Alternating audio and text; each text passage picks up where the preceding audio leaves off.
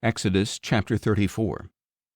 Then the Lord said to Moses, "Chisel out 2 stone tablets like the originals, and I will write on them the words that were on the first tablets which you broke. Be ready in the morning, and come up on Mount Sinai to present yourself before me on the mountaintop. No one may go up with you. In fact, no one may be seen anywhere on the mountain. Not even the flocks or herds may graze in front of the mountain." So Moses chiseled out 2 stone tablets like the originals. He rose early in the morning, and taking the 2 stone tablets in his hands, he went up Mount Sinai as the Lord had commanded him. And the Lord descended in a cloud, stood with him there, and proclaimed his name, the Lord. Then the Lord passed in front of Moses and called out, the Lord God, is compassionate and gracious, slow to anger, abounding in loving devotion and faithfulness, maintaining loving devotion to 1,000 generations, forgiving iniquity, transgression, and sin. Yet he will by no means leave the guilty unpunished. He will visit the iniquity of the fathers on their children and grandchildren to the 3rd and 4th generations. Moses immediately bowed down to the ground and worshipped. "O Lord," he said, "if I have indeed found favor in your sight, my Lord, please go with us.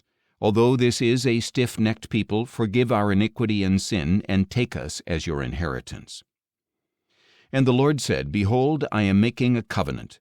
Before all your people I will perform wonders that have never been done in any nation in all the world. All the people among whom you live will see the Lord's work, for it is an awesome thing that I am doing with you. Observe what I command you this day. I will drive out before you the Amorites, Canaanites, Hittites, Perizzites, Hivites, and Jebusites. Be careful not to make a treaty with the inhabitants of the land you are entering, lest they become a snare in your midst. Rather, you must tear down their altars, smash their sacred stones, and chop down their Asherah poles.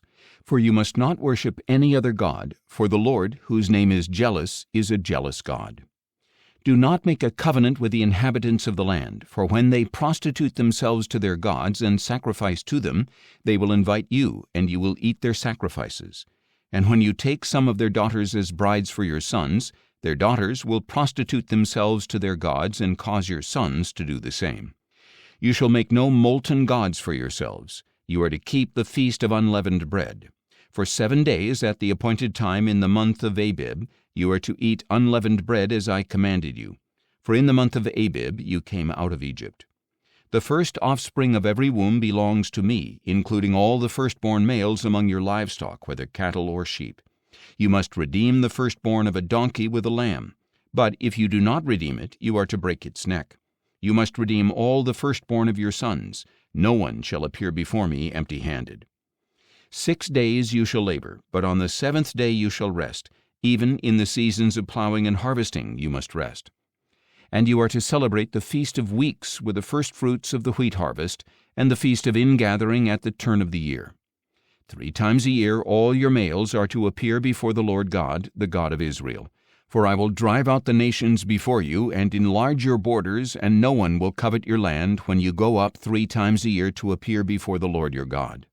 Do not offer the blood of a sacrifice to me along with anything leavened, and do not let any of the sacrifice from the Passover feast remain until morning.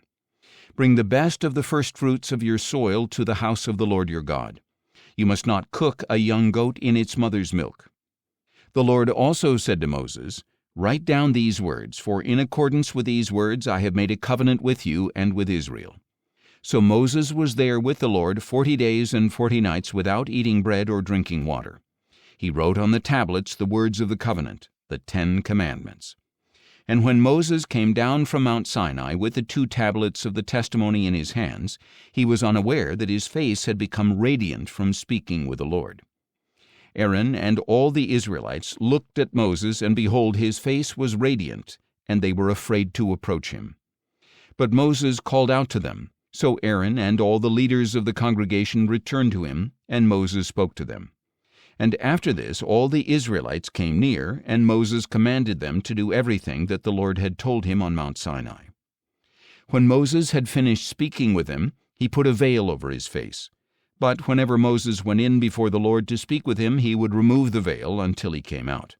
And when he came out, he would tell the Israelites what he had been commanded, and the Israelites would see that the face of Moses was radiant. So Moses would put the veil back over his face until he went in to speak with the Lord.